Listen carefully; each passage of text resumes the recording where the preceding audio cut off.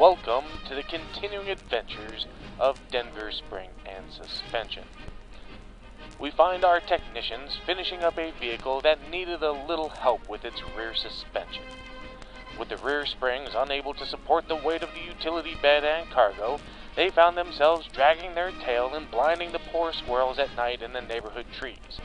They also found that they had difficulty maintaining control.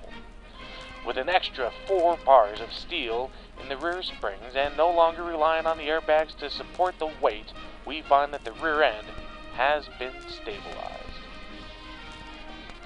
Now our technicians have to hook up the alignment machine to make sure that there is nothing else that could cause this vehicle to drive squirrely. There are many factors that could cause this vehicle to handle poorly.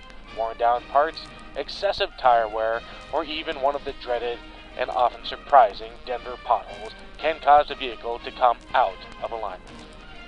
After entering the vehicle specs, the technicians can begin to diagnose what problems are waiting for them. Using state-of-the-art equipment and years of training and experience, these technicians know all the tricks of the trade to make sure this vehicle steers true.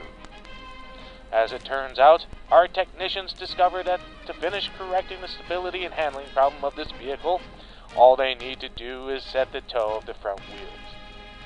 After a few quick adjustments to the tie rods, they can tighten everything up and this vehicle is set to go.